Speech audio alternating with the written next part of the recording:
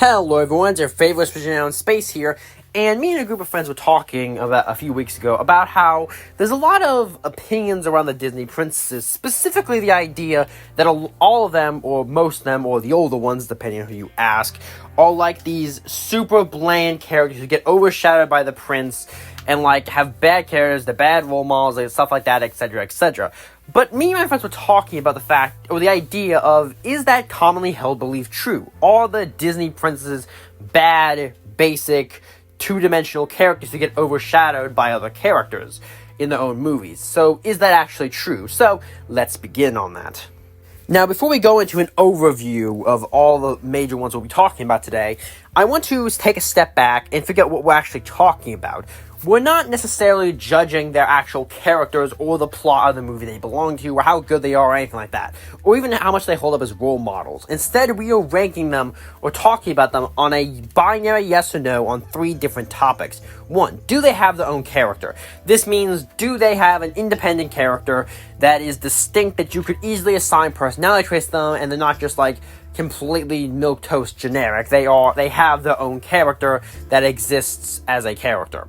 Second is, does meaningful stuff in the plot? Now, this is somewhat a bit more subjective, but basically it just means that they do things in the plot, they have a meaningful impact based on their own choices, and they don't just blindly follow everything that happens to them, but rather they don't just act upon things that happen to them, but act on them in their own way, or make their own initiative in the story. And the third one is not being upstaged by others. This one is a little bit more subjective as what counts as upstaged, but I'm generally counting them as they're being upstaged by another character in a hero-esque role, or being like overshadowed in a way that isn't like the villain just being like charismatic or something like that. Generally though, this is not a strict do they defeat the bad guy in the end, as I call this a bit of the Lando Calrissian effect, where no one would say that Lando Calrissian overshadowed, say, Luke Skywalker or Han Solo or Princess Leia in the movies, even though he was the one to destroy the second Death Star, because fundamentally the characters were all doing their own things in the plot. This is what I mean here, and we'll see some examples of that later. So, with the rules set in place and the princesses we'll be looking over today, some of a subjective list, but I think it works well. Let's begin. Now, a fair warning here, we will only be talking about 12 Disney princesses here.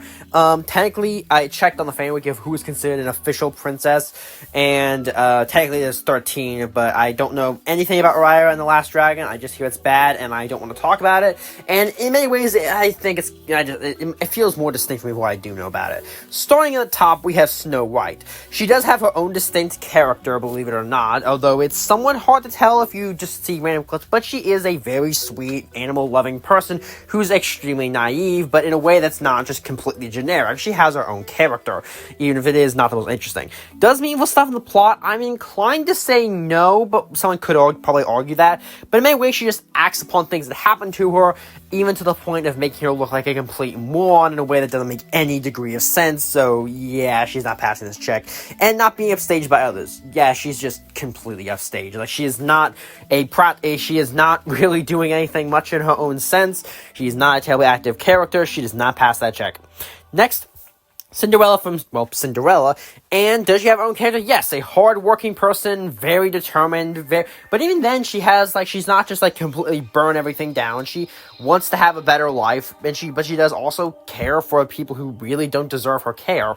But she does. Does meaningful stuff in the plot? Well, yes. The entire plot only exists because Cinderella chooses to do things. Because she wants to go to the ball, but then her dress gets discovered, so it gets destroyed, blah, blah, blah. The plot only exists because Cinderella chose to make actions, making her one of the most active characters in a lot of classic movies and stories in general, because the plot just wouldn't exist without her actively choosing to set it in motion.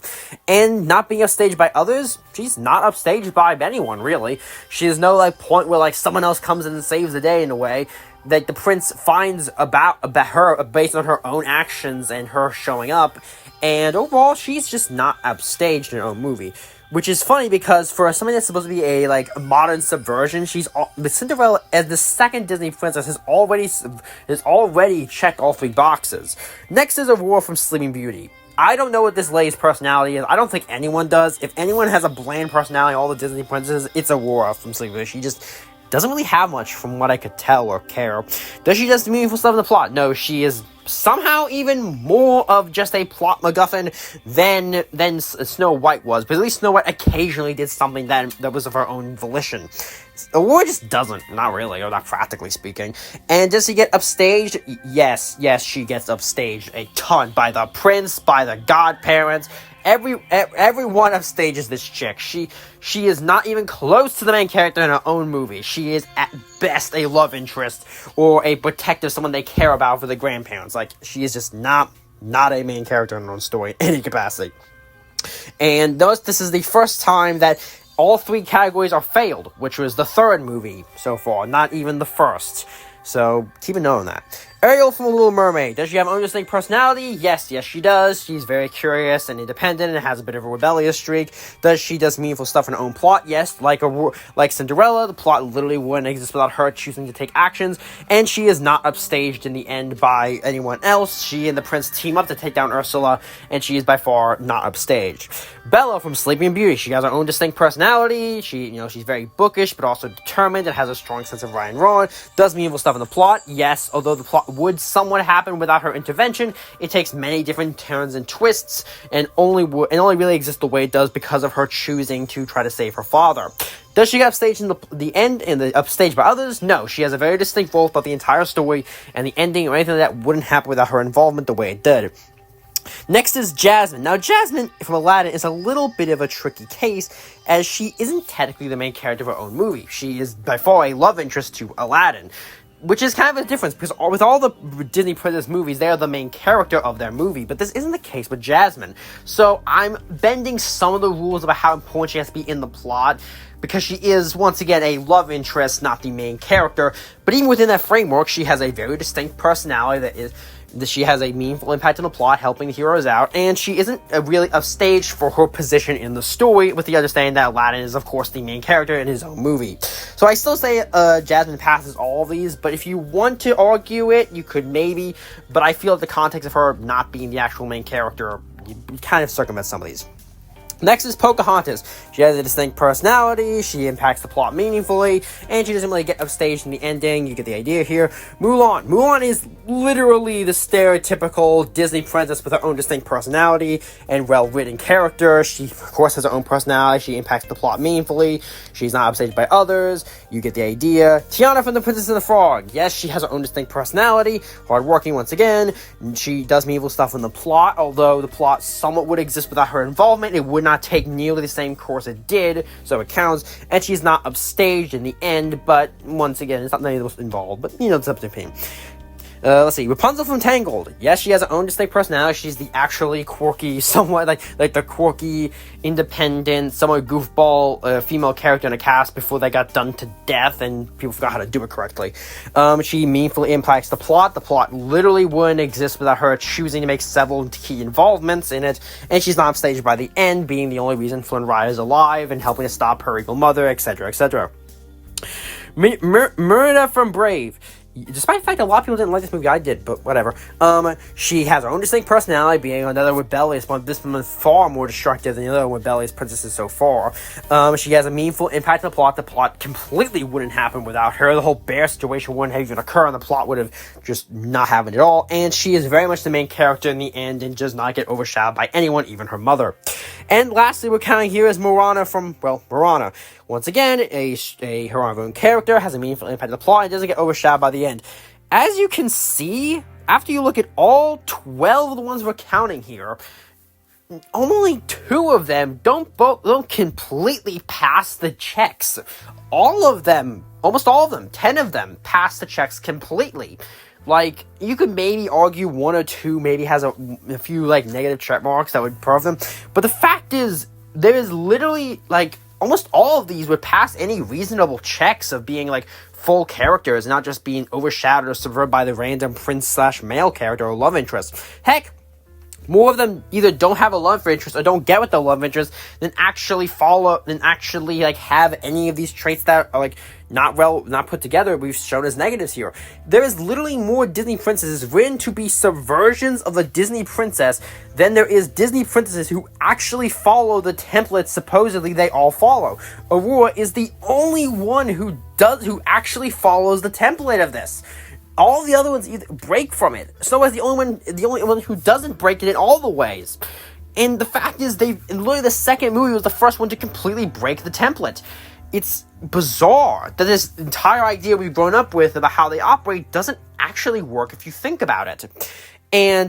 And granted, you could say, well, what about other Disney princesses or other characters that are kind of associated with that brand? Well, if you look over all of them, now granted, a lot of them have from very different styles of stories, so this formula doesn't quite match up perfectly. But if you look at other characters or honorary Disney princesses and such, they don't follow this template either. Even the ones who are much more straight up love interests like Meg don't follow this setup perfectly. It's like bizarre that this template that everyone says exists doesn't actually exist in Disney movies if you actually look at it. Also, has anyone actually looked into the politics of like how these what is considered a Disney princess or not? I swear it's like some Vampire Masquerade level stuff, but with princesses. Is this like an alternate version of Princess the Hopeful? I don't know. But anyway, going back from it, why does this idea exist if it's not realistically true at all? I spent a long time trying to think about why this idea exists.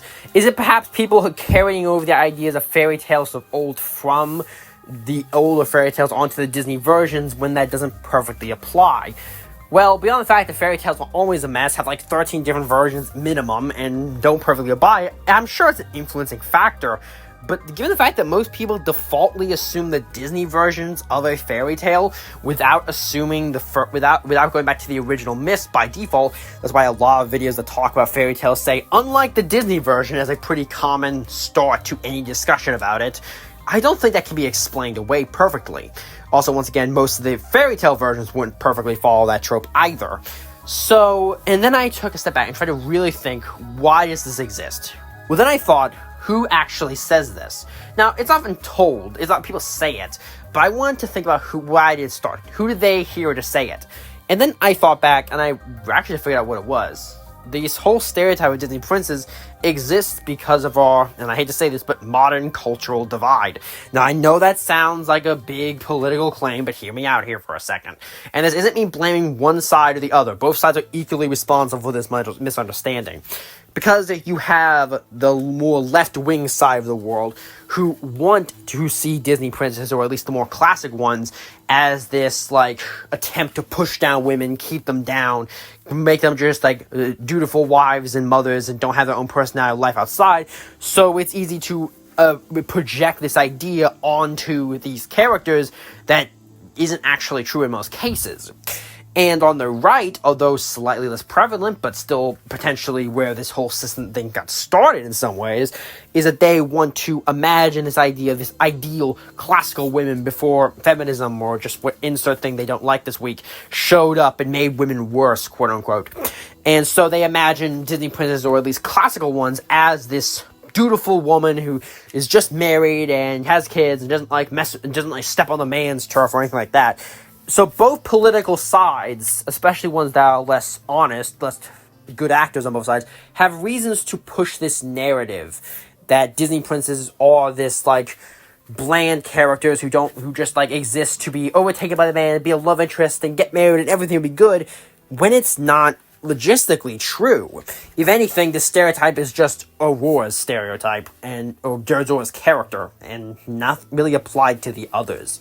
Especially because, once again, more Disney princesses are purposefully intended or trying to be subversions of a stereotype that doesn't really exist.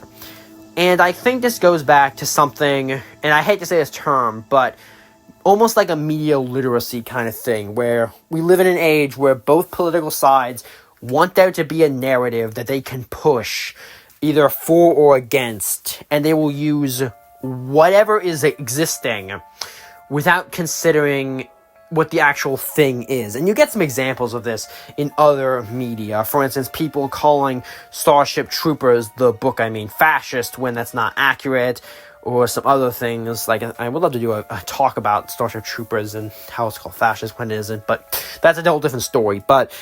And I think it's important that we, in this age we live in, important to remember to just check what people say. Don't blindly believe what others say, especially when it comes to media. Not necessarily in a political sense, but have your own opinions, come to your own conclusions, do your own research.